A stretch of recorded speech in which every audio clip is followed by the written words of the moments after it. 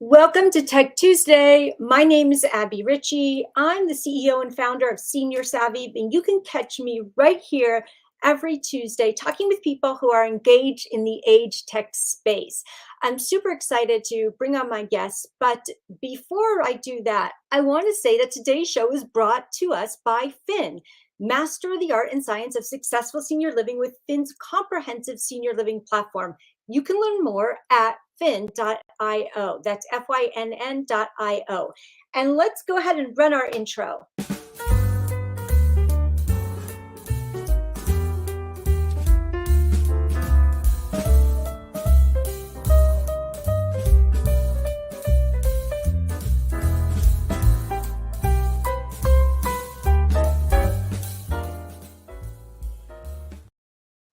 I'm super excited to bring my guest on today. We have with us Andy Miller. He is the SVP of Innovation at the AARP.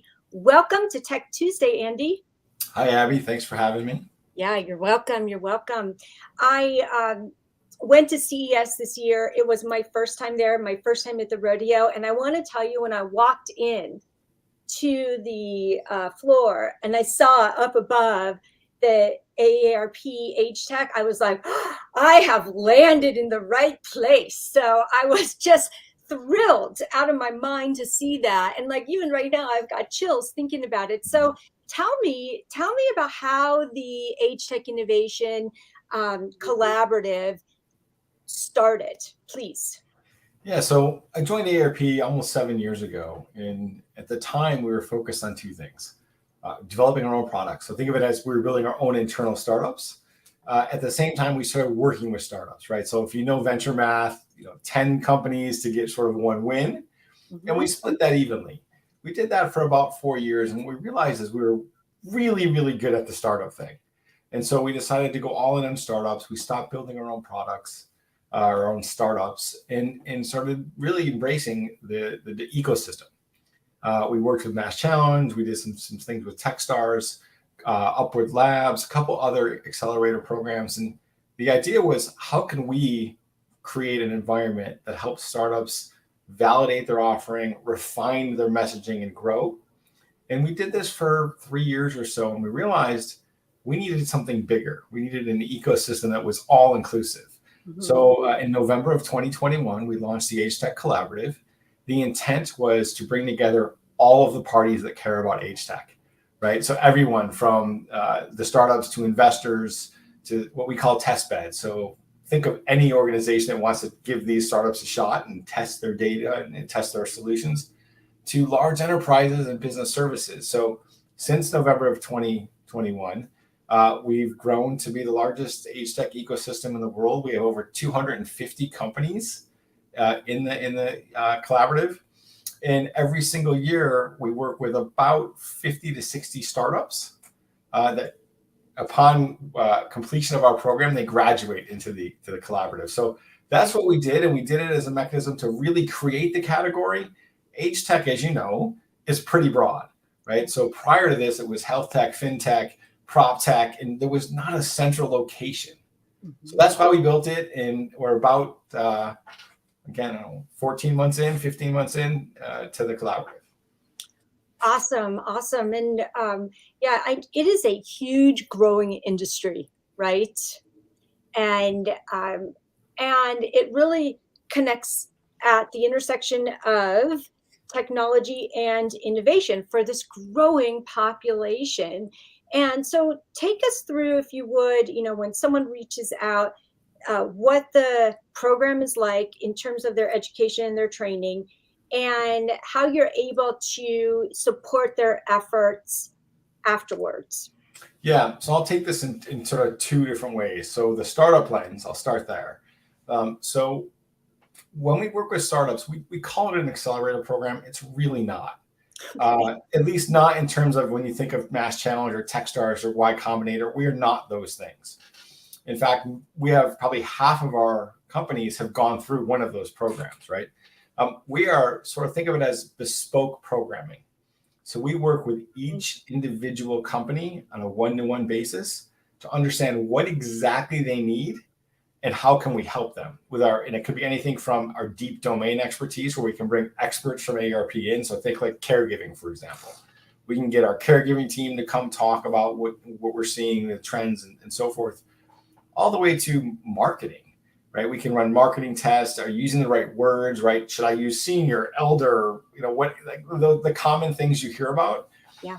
We do UX, UI review for all the startups. That's probably our number one most requested service. And then we just give them access to industry experts, right? We don't take the traditional mentor model approach, and we really roll our sleeves up and almost think of ourselves as an extension of their team, right? So we find companies through pitch events. We run them all over the country, and the intent is have that as a mechanism, as top of funnel to source startups. We invite some number of those folks to join us. We do 8-week program, and we do it every quarter, right? And so this year we'll probably work with close to 60 companies. And then they go through that program and then they graduate. Now, I want to take it in two parts, because once they graduate and they're in the collaborative, along with all the other companies that join the collaborative that are not startups, offer programming. So the intent is you don't stop learning, right? You don't stop growing. So we have everything from design thinking, programming, all the way to thought leadership opportunities, not just from AARP outward, but we want to really engage the ecosystem. There's a lot of thought leadership there. So let them come in and teach each other and learn from each other. So that's sort of how it extends into the ecosystem. And we want to continue to bolster that programming effort. Right on. That's so cool. I remember when I did go to CES that there was a whole list of companies that you've been working with and building on the wall. That was great. And then in my own experience, I am familiar with Camino Robotics, for instance, which was in your collaborative this year, right? Yep. I love this concept, and I'm sure you probably see so much innovation in this way. So if you're not familiar with Camino Robotics, what they've done is they've designed the first smart walker. So they took something that is a facet of senior living. People are using these walkers, and they refined it. And like so many of those that are involved in senior living and in innovation, you are in the trenches with these traditional methods. And then you think to yourself, as an entrepreneur, I got to make this better, right? Like, this is so clunky. This is so awkward. Like, there's got to be a better walker out there, right? Yeah. When I talk about Camino, I always talk about, and I don't know if this is fair, but I'll say, because people can't get their head around a smart walker, right? And I'll say, imagine if Steve Jobs were alive today and decided, I'm going to go build a new walker. Yeah. In essence, that's what they built, right? The elegance, the sophistication, but full of technology, easy to use. We love things like that. I love the companies that take these old, archaic devices and sort of bring them, to today and using today's technology. Yeah. So, I know another one that, there were several products in the Age Tech Collaborative at CES that were on display. And then I was just like, oh my gosh, I can't believe I'm meeting you in person. Like the Raz Mobility. Their phone. I was like, oh my goodness, I recommend this to my, to a certain segment of students that I work with. And I'm so thrilled to be meeting you in person. Tell me your story. I love to hear what the story is behind there. And so it was just a really thrilling display of innovation. Yeah, well, wait till next year, right? So the interesting thing about CES for us is when I started and made the pitch to Joanne Jenkins, our CEO, that we should have a spot on the show floor. She said yes, but we had our first time there was a 400 square foot footprint. Like, we built this little tiny house. We jammed 6 companies into it. And everyone they come up and they, why are you here? You're not a tech company. And then you tell the story about how we're enabling all this with the startups, and everyone, the light bulb goes off. We went from 400 square feet to 3,500 square feet. This year, what you saw was 7,000 square feet. Next year, we have almost 14,000 square feet.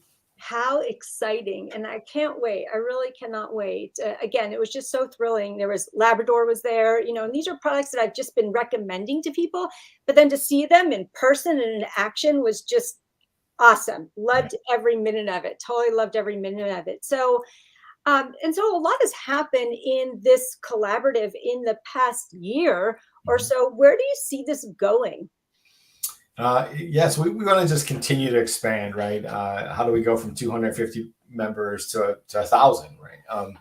Couple of things we're doing that in the next year, maybe 18 months. The first is we're going to run our own conference. So we're running a H-Tech Summit in September. It's for the collaborative, by the collaborative, right? So we're going to bring everyone to DC, and we're excited about that. We're going to do a 2-day event. We're going to have some fun. We're going to do a pitch event that evening. So that should be a lot of fun. So we're going to do more and more.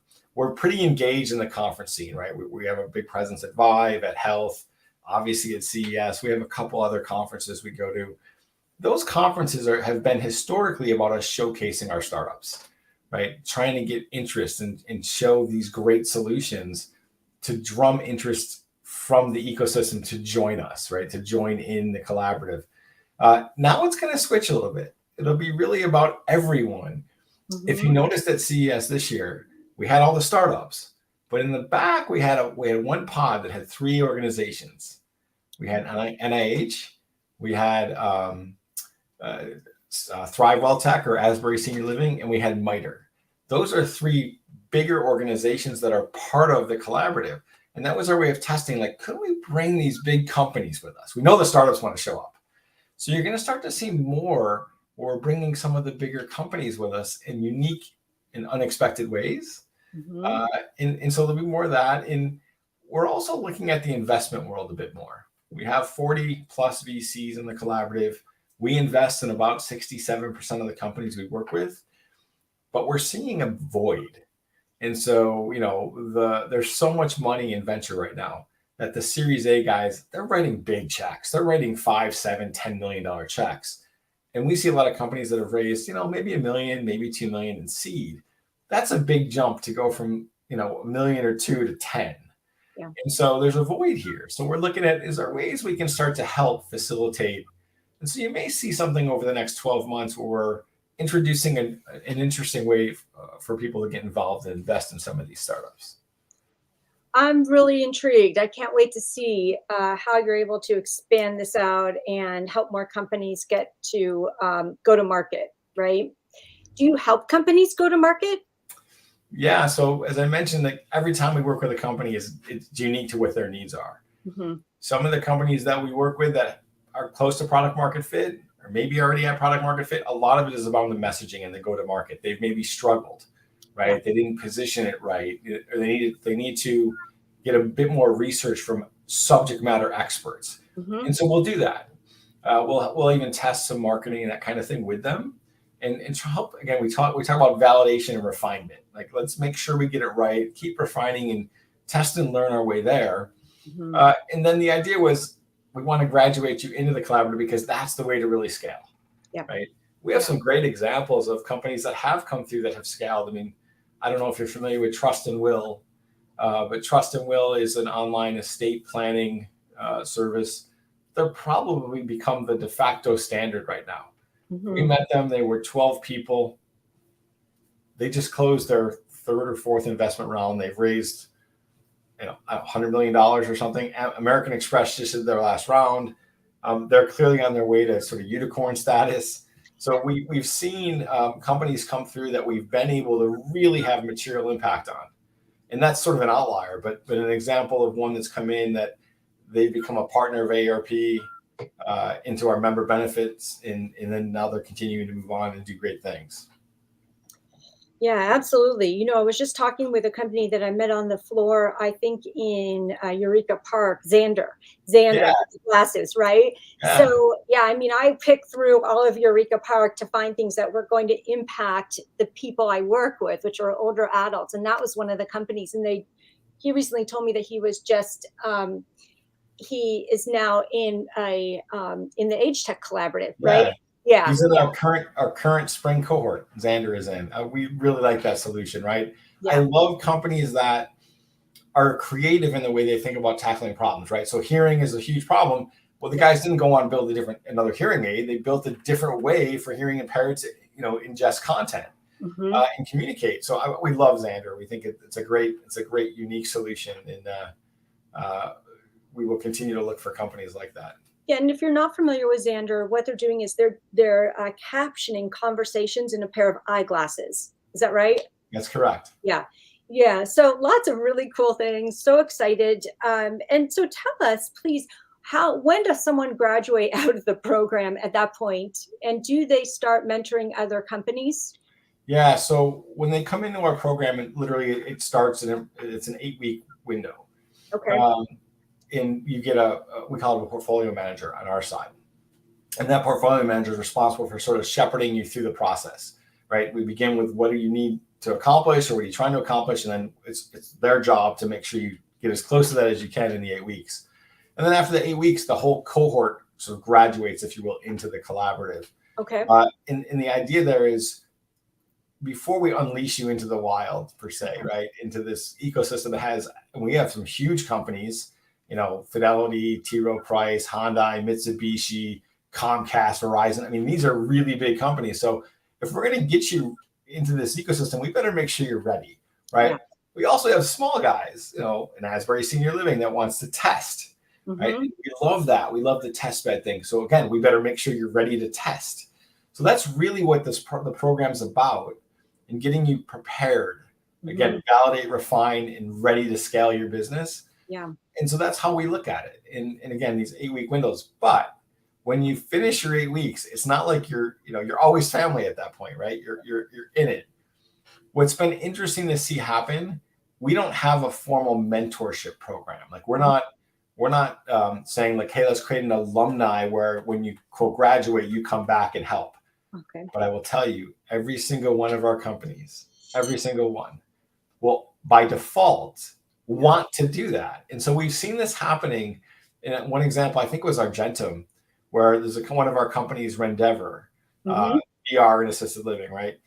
Kyle Rand, their CEO, decided that, hey, why don't we rent a big house at a conference? And we'll have all these startups from HTech Collaborative like come and stay there. And we'll create like almost their own little trade show or floor in the house. So we are seeing our companies sort of do it on their own and realize that they can really help one another. So that is something we think about, is how do you create this alumni mentor thing? The problem is so many startups, they need to put their head down and focus, right? Like it's admirable that they want to help others, but it shouldn't be at the expense of their own business. Right. Absolutely. We're going to get right back to our conversation. But first, I want to have a word from our sponsor, which is Fynn. It's the operating system that optimizes outcomes. And their CTO, John Thomas, is going to weigh in on this short promo about the role he sees technology playing in senior living moving forward. Let's run it. One of the challenges we've had in senior living is that we've been forced to live in a very reactive world. We wait for problems to crop up and then we try to do something about them. And I think one of the things I'm most excited about with everything that's going on with sensors and AI and machine learning and better data collection is it's really the first time for us to become proactive, to catch a problem before it becomes a really big problem and deviate from what would have otherwise happened. And I think that's incredibly powerful. It's like a lot of things in life. If you can solve something when it's a small problem, it's a whole lot easier than waiting for it to blow up. And I think what we need in the space is a bunch of technologies that are going to enable that. Awesome. Well, welcome back to Tech Tuesday. My guest today is Andy Miller. He is the SVP of Innovation at the AARP, and we're talking about how companies get into this collaborative and their process of taking them under their wing and growing them up so that they're ready to serve the market. Did I get that okay? You did. Okay, awesome. So yeah, there were a couple of things that John Thomas mentioned in there. Sensors, like I just think the whole sensor market is fascinating, and so where have you seen growth in this area in the past couple of years? Yeah, this idea of smart home, it's not new.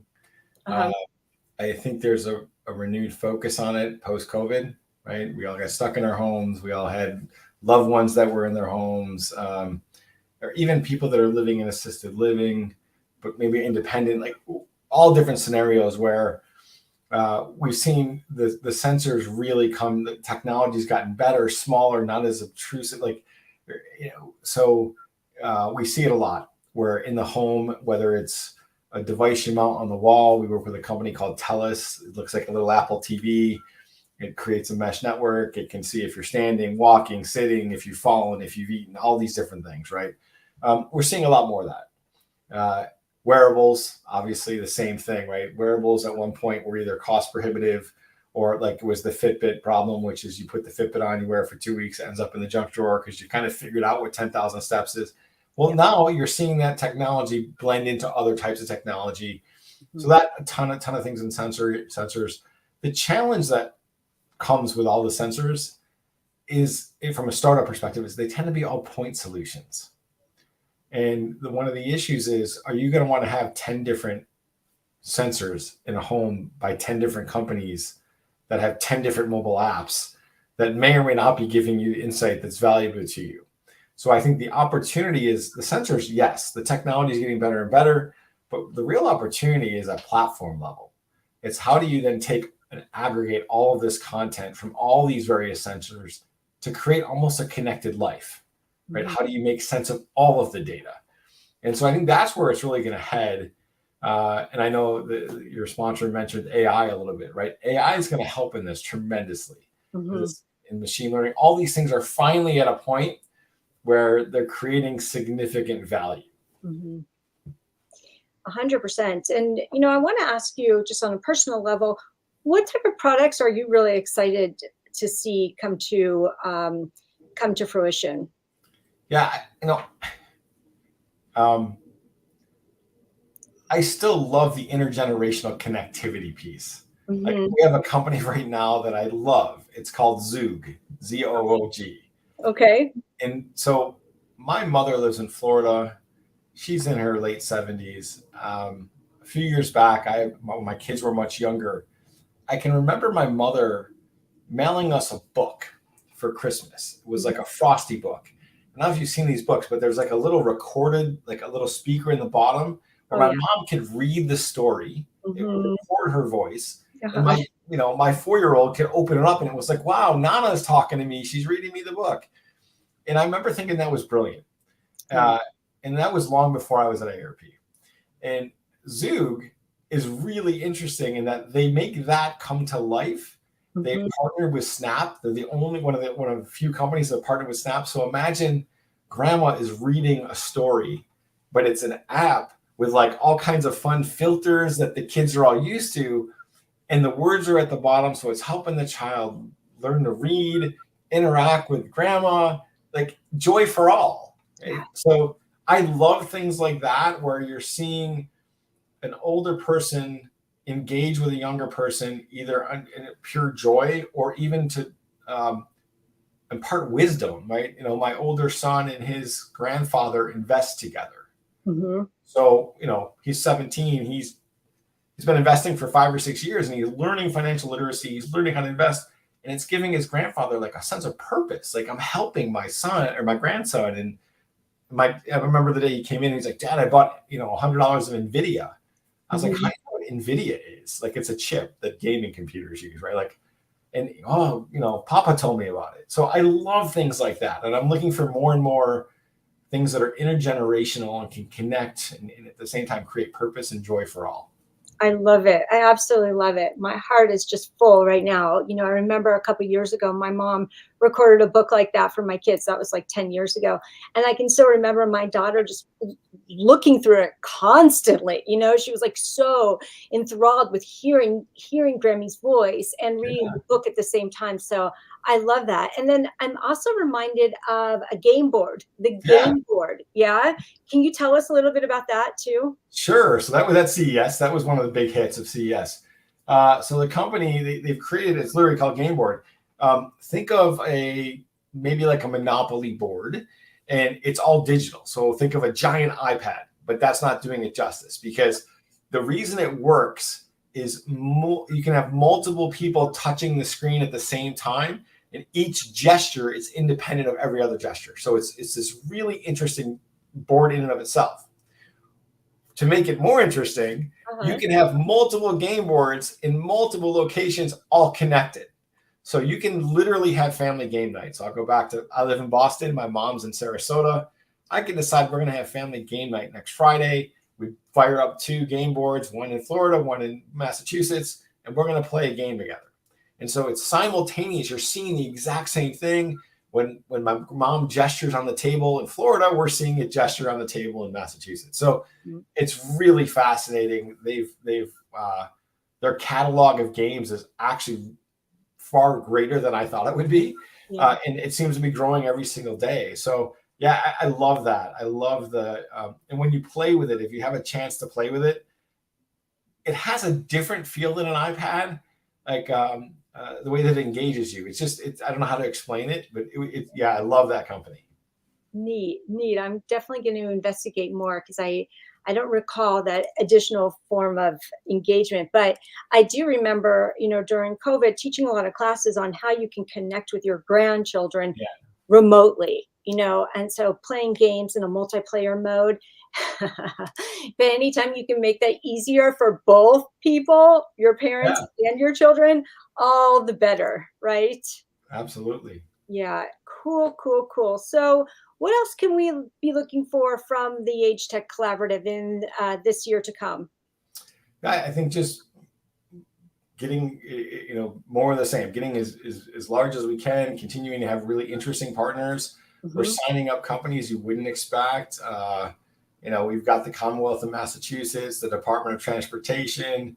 We've got such a diverse lineup, and we want to continue to have that. We just signed Ford Motor Company.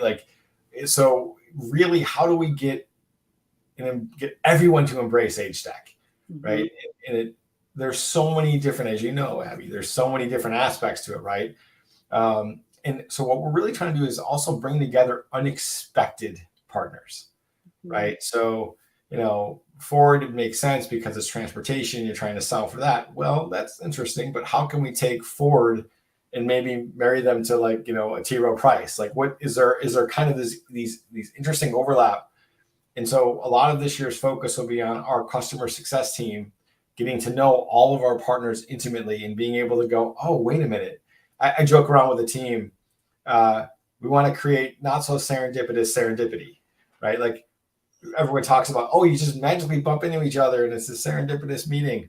Yeah. How can we make those collisions happen in very unexpected ways? So that you're probably going to see more and more of that from us this year, really trying to spark industry in unique and different ways. Neat. I can't wait to see what else is out there. I'm really excited to see that. And where is really the right place for someone to go to start investigating and looking into joining the collaborative? Yeah, no matter whether you're a startup or a large company, investor, whichever entity you represent, you can visit our website. So www.agetechcollaborative.org. And there's everything you need to know. It talks about the events we have coming up. You'll see a little bit. We don't make it available to everyone. You'll see all the startups. Okay. We show that, but we don't expose all of the big companies until you sign up. But it's super easy to sign up. You can sign up right online, the click-through agreement, and you'll be in very good company when you sign up. I can say that. Excellent. I like what Suzanne just said, and if you can just go ahead and put that back up. Disruption always creates the best results. So absolutely, 100%. Well, Andy, I know that people can connect with you on LinkedIn as well as the agetechcollaborative.org. And before we wrap up here today, is there anything else you'd like to share with our audience? Yeah, no, I think I'm just so excited that there's such excitement about age tech and that people are finally waking up to the needs. And you mentioned Camino. It's companies like Camino and Xander that get people excited about this space and get me excited about this space. Absolutely. But so just, I want people to keep thinking creatively out of the box. How can we solve? We're all aging every day. We're all getting older. And, two things are certain. You will always be a caregiver at some point in your life, and you will always be a care recipient at some point in your life, sometimes multiple points in your life. So to the extent that we can all be thinking about solutions in trying to spark innovation in whatever way you can, that's what excites me. And I think that's what we're looking for with the Age Tech Collaborative. Exciting, exciting. You know, I wanted to ask you one other question, because we kind of had this debate at Senior Living Foresight. Where did the term age tech come from? Yeah, so that's an interesting question. When we were creating this, we were trying to figure out what is the right, because you hear about elder tech. I mean, there's been a bunch of other names, and some people don't like age tech because it sort of feels like age. The same conversation about aging in place versus thriving in place, right? Like, what should it be? We just sort of coined it and ran with the Age Tech Collaborative as we look at technology as really the intersection of, or we look at the Age Tech Collaborative as the intersection of technology and longevity. And it's about us aging well and aging the best we can. So we said, let's be as descriptive as we can. So that's how we use it, how we came up with it. I'm not saying we were the inventors of the word age tech, because we're not, but that's the way we look at it in the context in which we use it. Wonderful. Thank you. I am just on fire. I can't wait. I'm going to go to the website. I'm going to find out where the next events are. I want to be involved. This is a space I care about and I'm invested in. So, and I know so many of our viewing audience is also involved in the same area. So thank you for organizing this, and thank you for giving a voice to this whole area of technology. And before I wrap up, I just want to remind everyone that today's show was brought to us by Fynn. Visit fynn.io to learn how to improve resident well-being, forecast costs, and drive NOI with Fynn's comprehensive senior living platform. That's fynn.io. And thank you, everyone, for your comments today. Thank you, AARP and Andy Miller, for being here today. And we will see you all back here next week on Tech Tuesday.